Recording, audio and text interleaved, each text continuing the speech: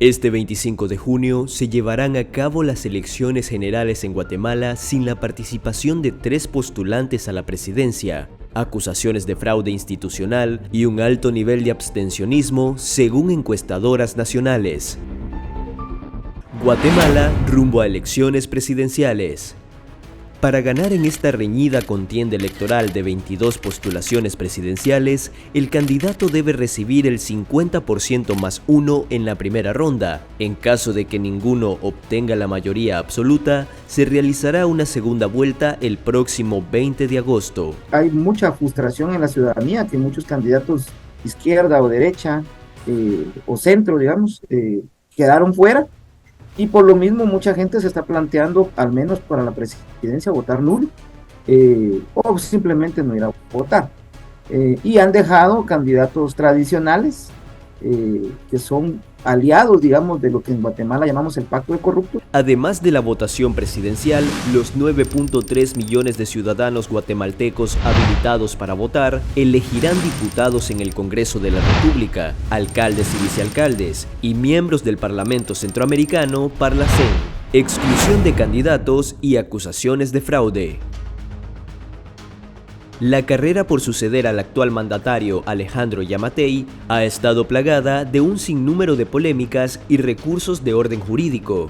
A meses de las postulaciones, el Tribunal Supremo Electoral rechazó inscribir candidaturas del binomio Telma Cabrera y Jordán Rodas, del Movimiento para la Liberación de los Pueblos, por una denuncia interpuesta contra el candidato a vicepresidente Jordán Rodas, antiguo procurador de derechos humanos. Ambos postulantes, por primera vez en la historia, habían logrado aglutinar el voto indígena, que representa alrededor del 42% de la población. A su vez, el órgano electoral de Guatemala rechazó la candidatura de Roberto Arzú García Granados por hacer campaña anticipada, y también a David Pineda, del partido Podemos. Sin embargo, las críticas han surgido por haber permitido la inscripción de candidatos con claras prohibiciones constitucionales, como es el caso de Suri Ríos, hija del dictador acusado de genocidio Efraín Ríos Montt. Quien tenía que normalmente, como ha sucedido en otras oportunidades, de vetar, por ejemplo, la candidatura, en este caso, por ejemplo, de Suri Ríos,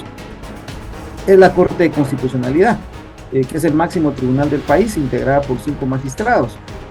Sin embargo, también ellos tienen pleno control de esa corte. Candidatos que no superan las encuestas. Según un reciente sondeo de opinión, la candidata de la coalición de extrema derecha Valor Unionista, Suri Ríos Sosa, y la ex primera dama socialdemócrata Sandra Torres están virtualmente empatadas, con 21 y 20% de preferencias respectivamente, seguido del candidato por el partido centro-derechista Edmond Mulet, con un 16.8%. Sí hay algunas propuestas, pero no son a nivel presidencial.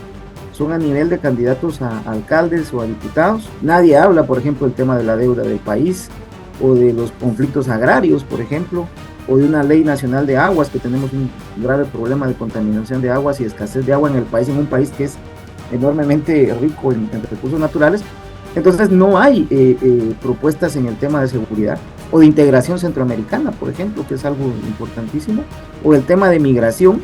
El candidato que sucederá a Yamatei enfrenta retos trascendentales que cumplir, al ser Guatemala uno de los países de América Latina con altos niveles de pobreza y desigualdad, además de ocupar una de las cifras más altas en términos de migración desde hace una década.